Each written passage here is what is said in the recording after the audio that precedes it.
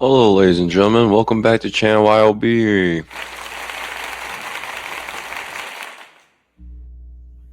Welcome back. Welcome back. Took a little break. I'm doing right now a reaction for 2 late night shift horror stories animated by Mort, the channel Mort. I love short horror films. They just calm me down. They're just kind of, I don't know, something really cozy about them. And I love bedtime stories, so maybe that's why. And yeah, let's just watch this together. Shout out to the channel Mort. If you guys want to watch it, you go there and see it, you know, for yourself. He has plenty of videos that I enjoy. But let's get right into it. Hopefully everyone's doing good, staying safe. Get your popcorn, get cozy. Let's check this out. Give me 1 second. I'm gonna pause it so that. All right, let's start this video. 3, 2, 1. I spent most of my life looking down a steel throat. My old man worked stations, switches, paperwork, yelling at dumb conductors. I went the other direction. I wanted the cab. I wanted the feeling of 100 cars hooked up behind me, rolling throughout the dark. I hired on in the 90s, when a crew still felt like a crew, 5 guys easy, sometimes more than that. By the early 2000s, they'd whittled us down to 3 on most of the runs. Corporate efficiency. Do more with less. Automation. These days, crews are just 2 people now, and a whole lot of robotic assistants. That winter run was across Colorado, grain hoppers and tankers, a long snake of freight behind us, pushing empty across the country where the stations are more suggestion than actual reality. You get these stretches out there where it feels like the tracks are the only thing human beings ever built. No houses, no farm lights, just snow hills, the cold, and the endless dark on all sides of you. It was me in the lead unit, my engineer Rick, and a brakeman named Torres riding the second engine. Good dudes. We'd run together enough that the silence between us felt okay, not awkward or even questionable. We knew each other's habits and each other's tells. That stuff kind of matters when something looks wrong. Lets you know if you should react or not. When you work a train with somebody you don't know, you're constantly waiting for them to do something wrong and derail the whole machine. I remember this night in particular very well. The cab heater only half worked and it warmed the other side. The snow blew in loose sheets instead of a full whiteout. The radio would hiss and pop whenever we heard a clear cut and rolled back out into open country. It was cold enough that the rails sang underneath us. If you hung your head out the window, it would literally rattle your teeth. We were 3 hours into the rides when I saw the first drops. I had a paperback open on my knee, one eye on the gauges out of habit. I lifted the binoculars and swept the track ahead of me. Headlights carved a tunnel through the snow. Right there between the rails, something dark crossed the ballast. At first I assumed coyote, some kind of roadkill, something fairly normal. Then we roll over it and I see the red. I leaned toward the glass and took another look. The smear we hit was not oil. It was blood, fresh, dark, and right between the rails. Puddles from something moving down the tracks now. It's all along the snowbanks, just off from the train. We keep on rolling and I twist in my seat to watch it pass by, then pick up the radio. Torres, you catching that trail? Static, and then his voice came from the rear unit. Yeah, looks like blood. A lot of it. Rick at the controls beside me lets off the throttle a little bit. Could be a gut-shot deer, he says. Yeah, maybe, I return back. But I've never seen one run the ties with its guts falling out. The droplets get bigger, then they stop being droplets at all. Just a continuous smear that stains the ballast, cutting a red line across the snowbank. I grab my binoculars again and scan forward. A shape sits off the right side of the right-of-way. Cloth heavy, and as we approach, What the heck? it becomes recognizable. There's a jacket up ahead, I say. Oh my God. Rick sees it at the same moment. Damn. It's a winter parka thrown open, half buried in the snow. The entire piece of clothing is soaked with more blood. I key the mic. Dispatch, this is 731. We got a blood trail at least a half a mile long, plus discarded clothing, heavy bleeding, no obstructions to track. Over. Dispatch comes back nice and calm. Copy 731. Continue on. Sheriff's office notified. Report additional items as found. Keep an eye on the track. Will do. I hang the mic. The cab around me feels tighter now, like the train has shrunk a little bit around me. Then the next items show up. Right rail, I say. 2 socks, both stained, one torn neatly in half. A few hundred yards later, a balled up t-shirt drags along the ballast, frozen stiff. Oh. It slaps the side of the rail as we pass it. What? Torres then radios in again. What the? Oh, this is not. I wonder if this is like something that could actually really happen. I mean, I bet something like this happened, and but that'd be so creepy. Oh, hell no. You ever see a deer take its clothes off, boss? I don't laugh. Eyes open. Look for track obstruction. The blood then continues uninterrupted. Too much for an animal. Too irregular for a dragged body. Someone was moving on foot.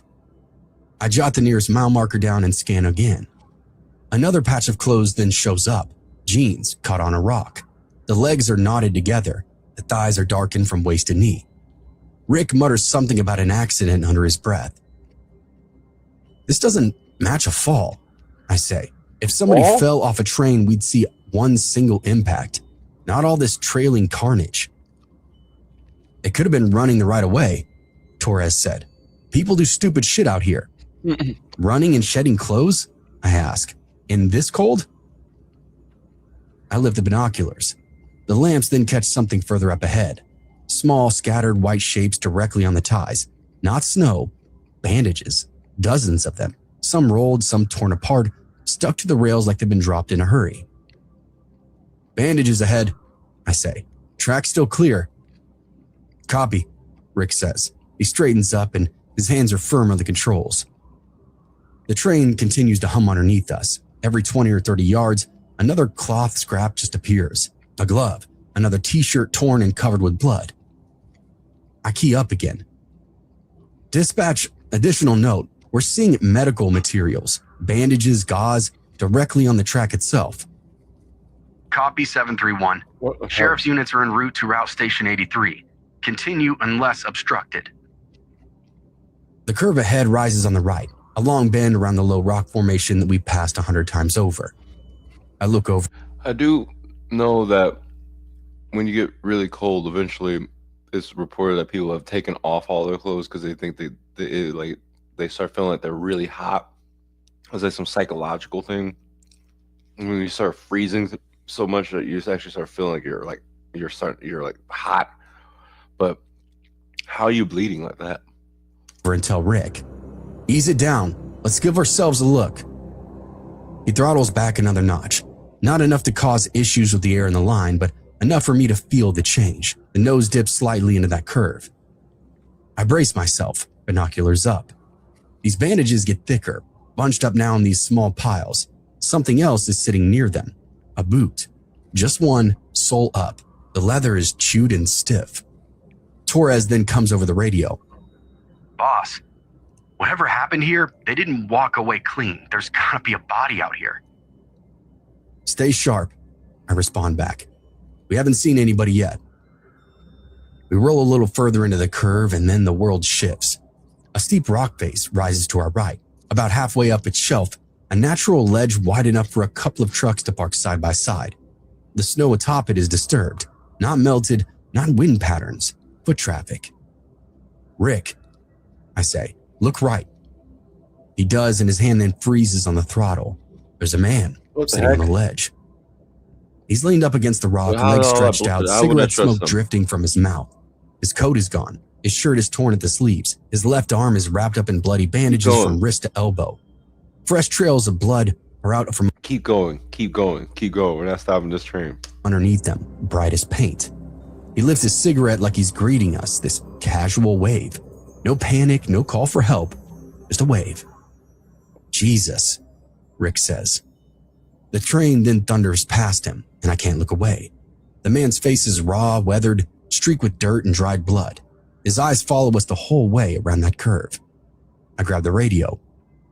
Dispatch, we have a live party on the right side ledge at the curve before RS 83. Male injured, appears conscious. Do you require emergency stop?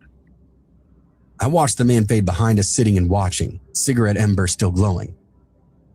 No, I say. Track is clear. Continue. We move in open country. The blood trail finally disappears behind us, and Torres comes on again. Boss, did he wave at you? Yeah, I say back. And Rick doesn't speak for a long time. Nobody does. For a while, none of us say anything. The train settles back into its usual noise, but the cab feels different now. Like we were passing through a vacuum. Back there. I keep riding into its usual noise, but the cab feels different now. Like we were passing through a vacuum. I keep writing notes because it's something that I do. Male on ridge. Heavy bleeding. Conscious. No distress signal. Friendly?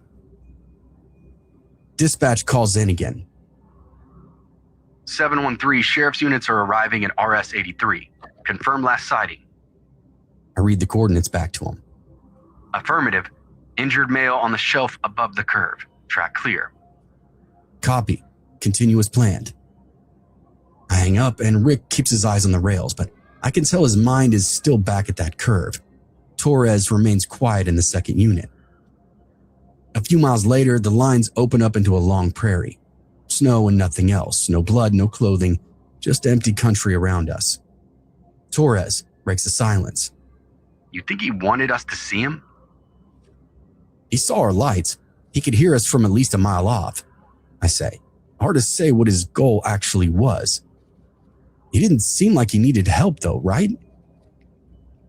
I can't argue. The man on the ridge wasn't panicking. He was waving or maybe trying to flag us down. He looked completely aware, and that's the best word I have for it. Rick finally speaks up. Guy loses that much blood and sits up smoking in that temperature? He needed help and probably didn't even realize it. The police will help him. They have to. I shrug. Yeah, that's the best case. What were we gonna do for him? But even as I say that, I know it doesn't answer anything. We're not doctors. We aren't prepared for a fatally bleeding stranger. We hit our checkpoints, finish the run, and swap crews. Before Torres climbs down, he stops in the doorway and says to me, "Just so I know, he was really there, right?" Yeah, I tell him. Rick nods, What do you think and he's all a three of ghost? us What are you talking confirm. about? Later that morning, dispatch forwards over a short sheriff's report.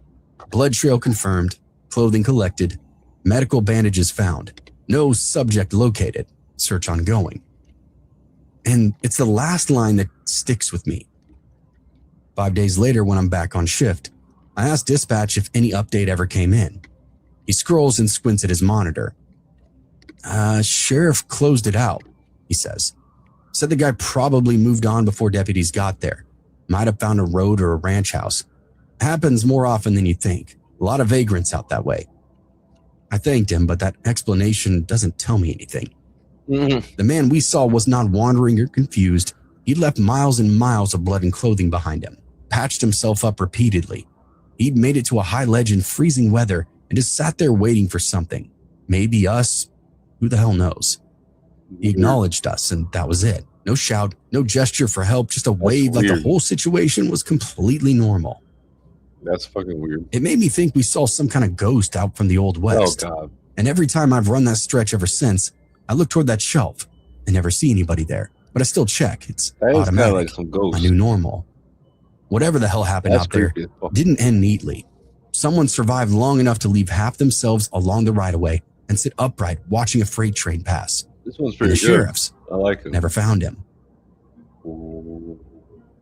I was 21 the winter that I almost died. Good one, Mort. I like that one. Let's see what's next. I'd left Phoenix before dawn, cocky and under-caffeinated, driving a 99 Corolla that rattled every time I took it over 60. Wait, I was heading east through the high desert, cutting across northern New Mexico toward Texas. Nice, long, empty highways.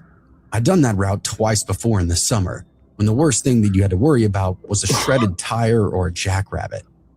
The weather app said it was clear, cold with a little light wind. Nothing about the sky closing in on me. Hell, this was the Southwest. Storms and blizzards aren't really our thing out here, so I didn't give it any thought. But by mid-morning, the world around me had gone gray. At first, it was just a haze on the horizon, like some dust coming up. Then the light started to dim. The first flakes hit my windshield, slow, lazy, and pretty, actually. I remember thinking, snow, that's different. I turned on my wipers and kept my foot steady on the gas. 10 minutes later, those flakes were the size of quarters. They slapped the glass in wet bursts, smearing any clear vision that I had. My wipers were crap, rubber peeling, leaving these icy streaks. The defroster fought the cold and was easily losing. A film began to creep up on the inside of the glass, so I wiped it with my sleeve, smearing it more in the process. As you can imagine, this was a problem. Now, I should have turned around then. I should have taken the last exit 20 miles back, but I was 21, broke and stubborn, halfway between where I'd been and where I needed to go. I gripped the wheel tighter and told myself to quit being so dramatic. I was already in New Mexico. I couldn't just flip a You can't see. How are you supposed to keep driving? Like, just stop the car. switch.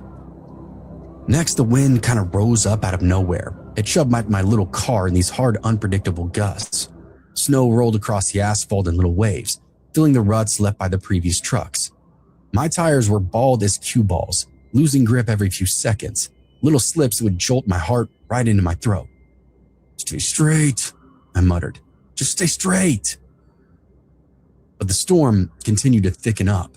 The horizon now vanished. The sky, the road, and all the fields melted into the same white blur. You're stressing me out. The world around me shrank into a weak swing of my headlights and the faint shimmer of lane lines already half buried under fresh snow. But I kept driving. Minutes turned into eternity. My hands were aching from gripping the wheel so hard. I dropped my speed to 30, then to 20, then whatever felt slow enough not to die and fast enough not to get stranded. If I got stuck out here, there would be no getting out. There's no other cars, no other headlights, no taillights, just white, falling, swirling, drifting across that asphalt in front of me. The road was not plowed. 2 narrow trenches ran down the middle where trucks had carved their way throughout earlier. On the other side, snow was piling up like walls. Any small drift that I hit tried to drag the Corolla sideways. My bald tires were not going to win any fights. "Come on, don't overcorrect," I whispered to myself. My dad used to say it every winter. "You jerk the wheel, you die." A hard gust then shoved my car. I slid half a lane before I finally caught it, and for a moment, the road vanished completely, swallowed up by that storm. I eased off the gas and steered the car back into the trench. My heart hammering so loud, my chest started to hurt. I barely took a breath, and under my coat, I was beginning to sweat. You're putting. Why are you driving so fast? Why are you driving like this? Like, what? Time got strange, slow.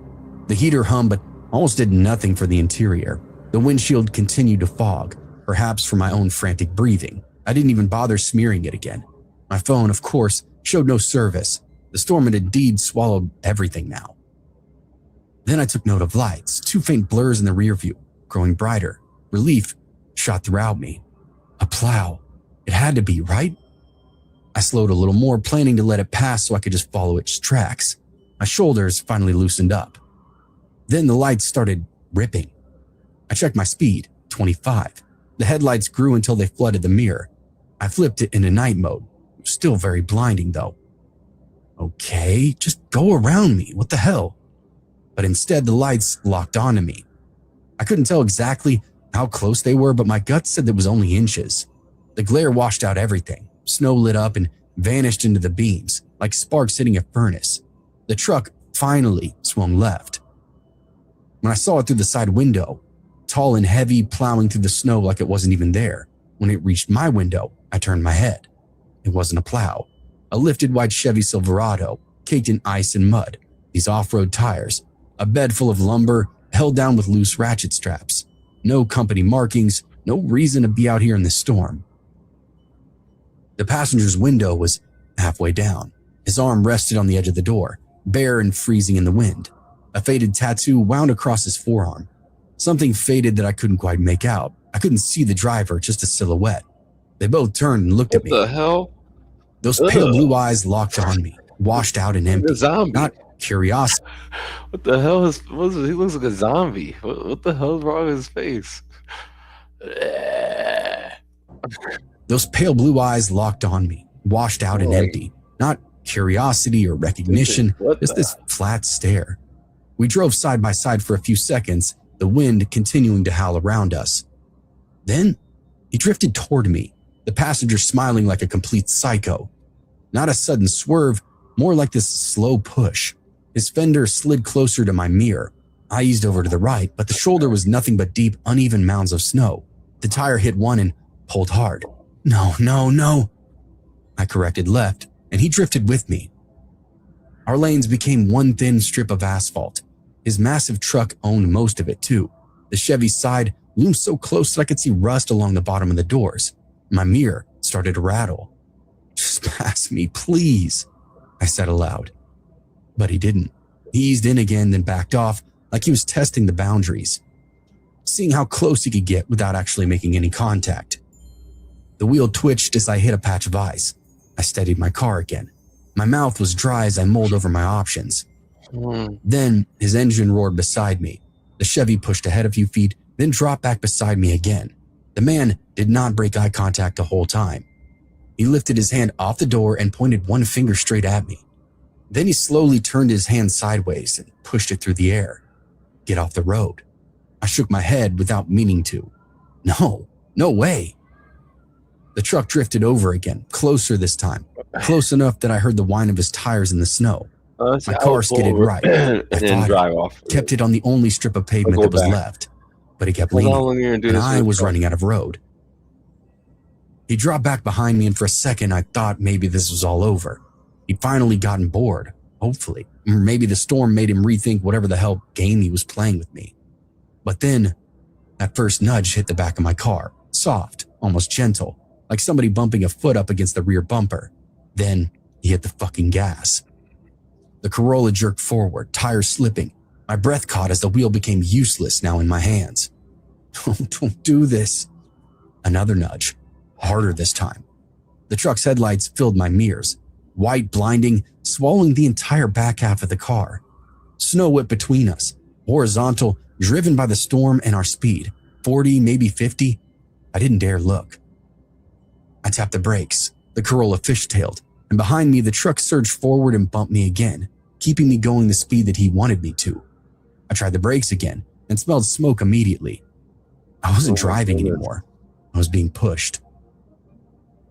The steering wheel vibrated underneath my palms. Every small turn was meaningless. The car wanted to slide. And the storm wanted to bury me. He wanted whatever he wanted. I still don't know to this day. His engine growled behind me, rising and falling like an oversized heartbeat. Then he began to swing the truck side to side, letting his bumper tap my rear fenders, left and right. Little flicks of force that almost sent me spinning.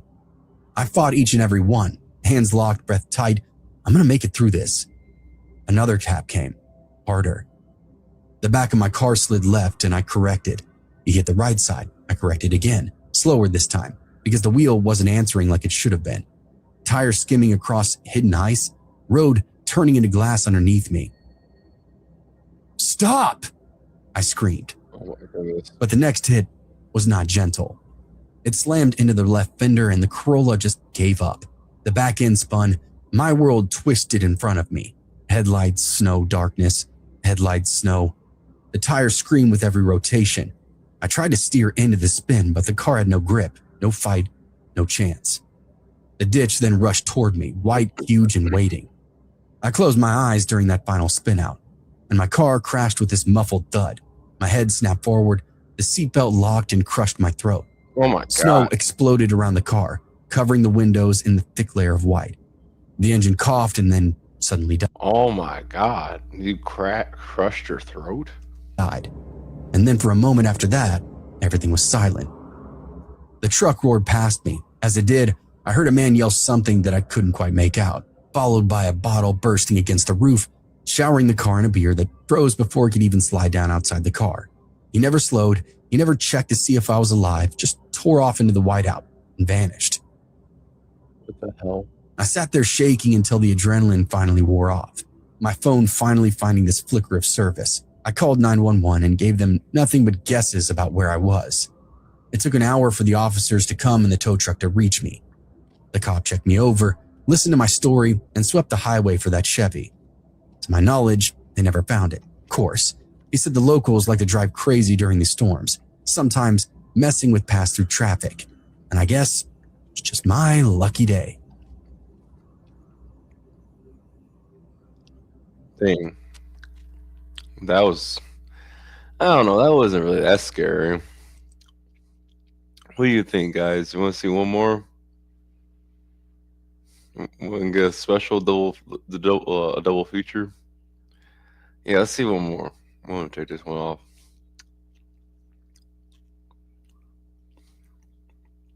This one is 3 disturbing true scary stories.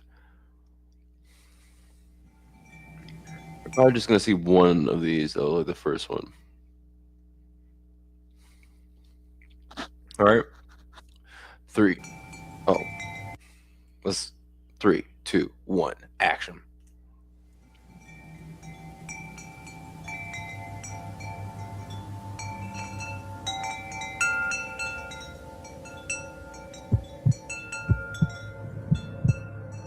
Scary. What the hell? This happened last fall when I was staying in a small town in northern Pennsylvania for work. I do commercial refrigeration repair, and at the time I was driving to different grocery stores and restaurants in smaller towns because our company was short on people. The town. Oh yeah, and this one is by Mr. Nightmare, another short horror. I don't think he does animated, but he just tells like true stories but yeah, pretty good channel. Town I was sent to was the kind of place where everything shut down early, and there were more empty buildings than open ones. I was supposed to be there for 3 nights while I worked on the walk-in freezers at an older family-owned supermarket. My company booked me a motel on the edge of town because it was the only place nearby with vacancy. I got there a little after 7 p.m. on a Thursday. The motel was one of those single-floor places where all the room doors faced the parking lot. It had maybe 12 rooms total, and only I don't like that. 4 or 5 cars in the lot. The office smelled like old coffee and bleach. The woman at the desk was probably in her 60s. She was friendly, but there was something It was a creepy looking motel. Distracted about her. She kept glancing past me toward the parking lot while I was checking in. When she handed me the key, she told me if anyone knocked on my door at night, not to answer it unless it was her or the owner. And she said if I heard anything weird outside, to call the office and not get involved. She said it in a casual voice, like it was normal advice, but it caught me off guard. What? Oh, but give my money back. I'm good, actually. I'm gonna have to get a different hotel.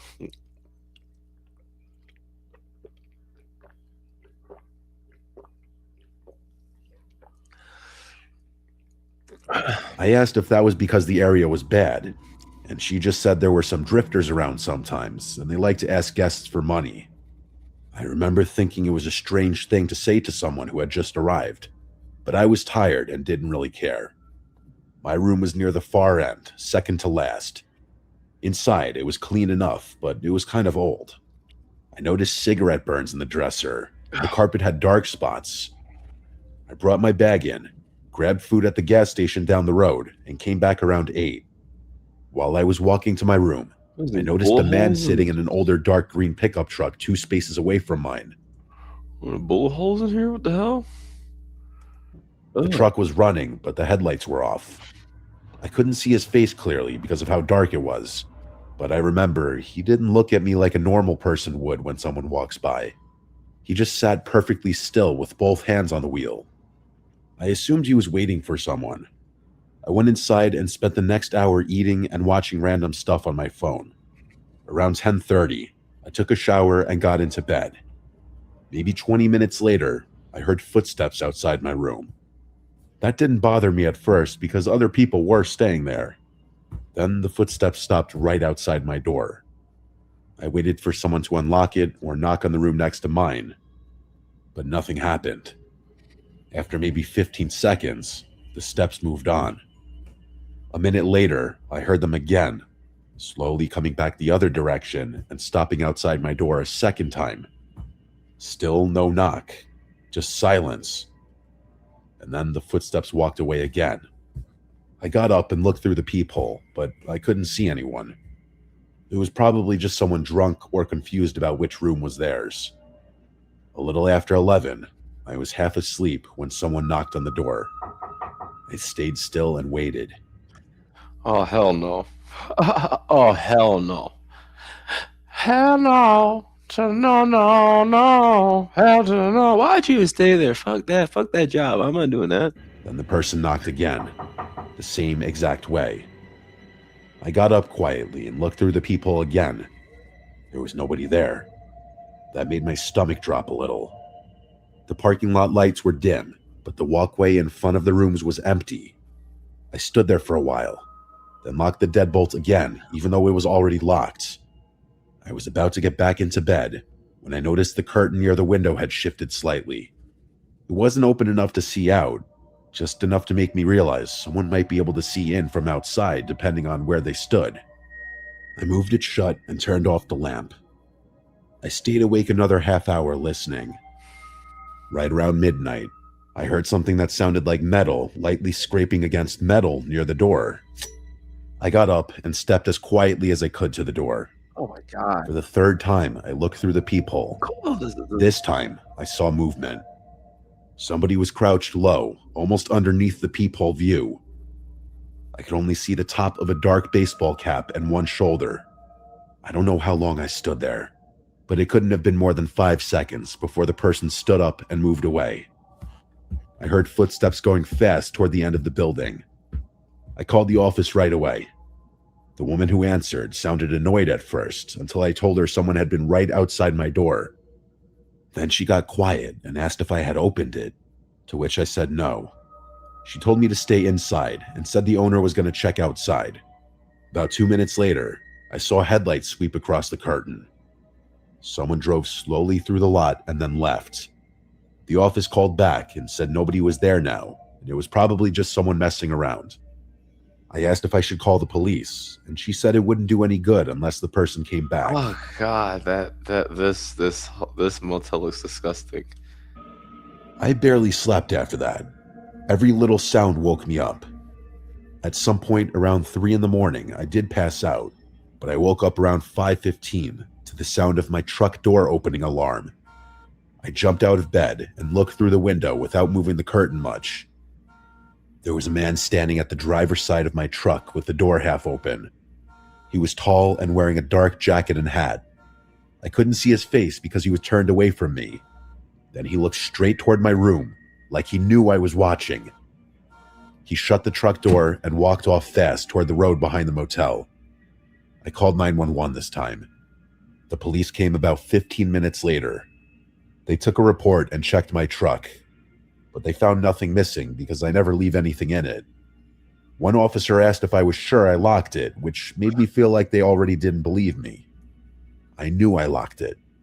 The older officer did seem more interested when I told him about the knocking and the crouching outside my door. He asked the motel owner if they had cameras. They did, but only one in the office and one pointing at the front entrance, nothing covering my side of the lot. Before the cops left, the older one told me if it happened again, not to open my door for any reason and to leave as soon as I could in the morning. I asked if they thought it was random, and he just said probably, but his face didn't really match that answer. I had to work that day, and I was already there, so I stayed. I figured I was overreacting anyway. During the day, everything felt normal. I was at the supermarket from 7 a.m. to almost 6 p.m. By the time I got back to the motel, it was dark again. I parked directly under the brightest light and carried all my tools inside at once so I wouldn't have to go back out. The The woman at the desk saw me and asked if I was okay. I told her I hadn't slept. She hesitated for a second and then said if I wanted, she could move me to room 2 near the office. Yeah, because I asked why she hadn't offered that the night before. Right. She said she didn't think it was necessary. Then she added something I've thought about a couple times since. She said it usually doesn't happen 2 nights in a row. What? I asked what that meant, and she immediately acted like she'd misspoken. She just said the drift. Bro, why are you even doing this? At this point, it's like, pack your shit up and get the fuck up out of there. Drifters normally move on. You're trying to scare yourself. That made me more uneasy than I already was. I seriously thought about packing up and driving an hour to another hotel. But I was exhausted, filthy from work, and told myself I could just stay one more night and leave in the morning. Fuck no. Around 8 p.m., I got food and brought it back to my room. While I was eating, I heard a truck drive slowly through the lot. I looked through the curtain and saw the same dark green pickup from the night before. It drove past my room, turned around near the road, and parked at the very end of the lot with the lights off. I couldn't see who was inside. I called the office and told them.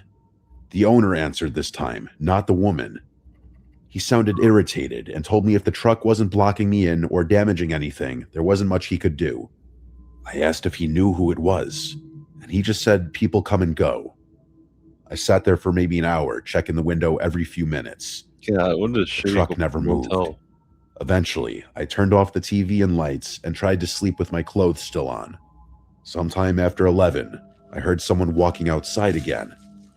Slow, super slow steps. Then a soft tap at the window, not the door. I stayed in the bed. Then another tap came, this time closer to the center of the glass. Then a fingernail or something dragged slowly down the window. I could hear it clearly. I had never felt fear like that because I knew the person was standing inches away from where I was lying. That's and creepy. They knew I was in there pretending to be asleep. I grabbed my phone and started dialing 911. But before I hit call, I heard the bathroom window rattle. There was a tiny frosted window above the toilet. Then I heard something even worse. The sound of the room next to mine opening, like an actual key or tool working the lock, and then the door opening. The room next to me had been empty when I checked in. I knew that because I had looked through the crack in the curtains the night before and never saw a car or lights there.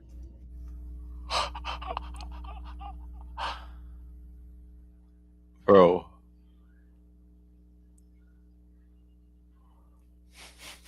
I'm legit shook right I'm legit shook right now. What? This actually is pretty good. This one's pretty good. Damn. I got out of bed and crouched near the wall that connected our rooms. I heard movement next door. Not the heavy footsteps of somebody checking into a room. More like somebody trying not to make a sound.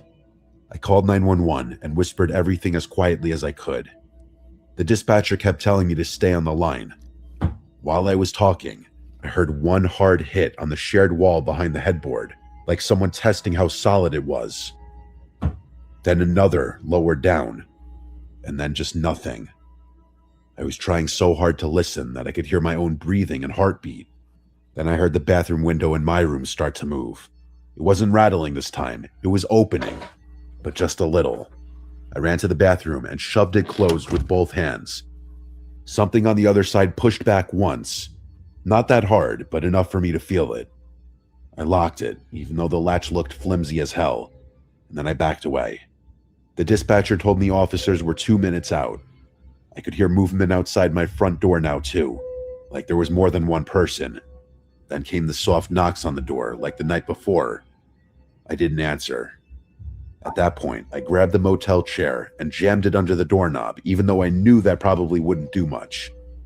The police arrived maybe a minute later, but it felt like 10. As soon as headlights hit the curtains, I heard running. It was at least 2 sets of footsteps. The officers found that the screen on my bedroom window had been removed and was lying in the bushes. They also found fresh pry marks on my truck door and on the door of the empty room next to mine. What I didn't find out until later was the worst part. The older officer from that morning came back and asked me privately if I had anyone angry at me or if I had posted online that I was staying there. I said no. Then he told me they had seen the green pickup before. According to him, there had been 2 other incidents in the previous 6 months involving men staying alone at that same motel for work. Oh my God. In both cases, someone had tried getting into their vehicles during the night. One guy said he heard people outside his room, but left before reporting anything else. The other one woke up to his motel door cracked open, even though he swore he had locked it. Nothing had been taken in either case. The officer said they believed the It's like that movie No Vacancy. That movie's creepy as hell too. group was following out-of-town men from bars or work sites, then waiting until they were isolated and trying to get inside their rooms. He never said exactly what he thought the end goal was, but he didn't need to. I packed my stuff while 2 officers stood outside. About time. When I checked under the bed before leaving, which I normally never do anywhere, there was a folded piece of paper shoved almost against the wall. I only noticed it because I dropped my phone charger. It was part of a local newspaper torn into a square, and on the back, somebody had written my room number and my truck plate in pen. That meant whoever it was hadn't just picked me at random that night. They had been watching long enough to write things down. I left the motel before 1 in the morning and drove almost 2 hours home, even though I had 1 more day of work scheduled. My company sent someone else the next week, and I found out later he stayed in a different town. Besides my recounting of this story just now, I really tried to just put this experience behind me. Holy crap.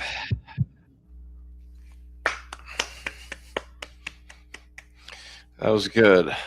Well, that's long enough. Yeah, that was pretty good for from Nightmare. But yeah.